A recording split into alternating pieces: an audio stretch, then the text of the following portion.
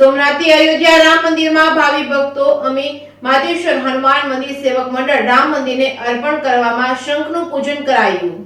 પ્રભાસ પાટણ સોમનાથના પવિત્ર ત્રિવેણી સંગમ પાસે આવેલ હનુમાન મંદિરના સેવક ભક્ત મંડળને એક શુભ વિચાર શું કર્યો છે કે 5000 વર્ષ પછી અયોધ્યામાં ભગવાન શ્રી રામ તેમના જન્મ સ્થળે 22મી જાન્યુઆરી બિરાજમાન થઈ રહ્યા છે, ત્યારે ફૂલ નહીં તો ફૂલની પાકડી સ્વરૂપે દરેક ભક્તો એકઠા થઈ મંદિરમાં પૂજા કરવામાં આવે, જે અતિ પવિત્ર માનવામાં આવે છે। ગદા શંખ મંદિરે લાવી યજ્ઞકુંડ પ્રાગટ કરી તેને શંખનો વિધિ વિધાન સાથે હનુમાન મંદિરે પૂજા કરવામાં આવી હતી, જેમાં મંડળના દરેક સભ્યો ભાવપૂર્વક ભાગ લીધો હતો। પૂજા વિધિ બાદ શંખને રામ મંદિર ખાતે પહોંચાડવા વ્યવસ્થા ગોઠવી હતી। મંદિરના મુખ્ય પૂજારીઓ ભાવેશભાઈ ગોસ્વામી, કિશોર બાપુ તેમજ આ અંગે જણાવ્યું હતું કે હવે તેમાં રામ ભગવાન બિરાજમાન થઈ રહ્યા છે, ત્યારે અમે માતેશ્વરી હનુમાન મંદિર અને તેના સેવકો ભક્તો એક ભાવના જાગી કે આપણા મૂલ્યવાન સંઘ અયોધ્યા મોકલીએ એ અમારા સેવકો માટે પ્રેરણા એ હતી કે જેમ રામ સેતુમાં ખિસકોલીએ કાંકરી નાખી સમુદ્ર સેતુ બનાવવામાં મદદ કરી, તેવી જ રીતે ફૂલ નહીં તો ફૂલની પાકડી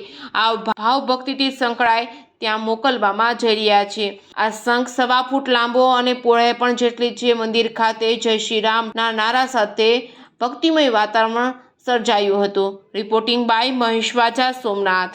રામ અયોધ્યા પધારવાના છે તો તેના માટે અમે સોમનાથથી ગદા શંખ મોકલીએ છીએ। મિત્ર મંડળ ઉમરી માતેશ્વરી હનુમાન તરફથી શ્રી પ્રભુ રામને ગદા શંખ અર્પણ કરીએ છીએ। તો આ પહેલો એવો પ્રસંગ છે કે સોમનાથના યુવાનો નાના છે તો પણ એક ભાવ છે રામનો, એને લાગણી છે એટલી, એટલે આ પ્રભુ કામ અમે ફૂલની પાકડી અયોધ્યા મોકલીએ છીએ।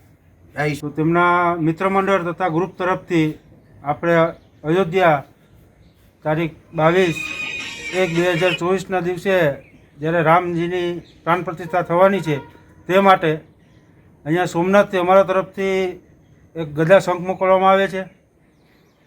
તો બધા ભાઈઓને અમને એવો આનંદ થાય છે કે આ શંખ મોકલવાનો અમને એવો મોકો મળ્યો એટલા સમય પછી। જય શ્રી રામ।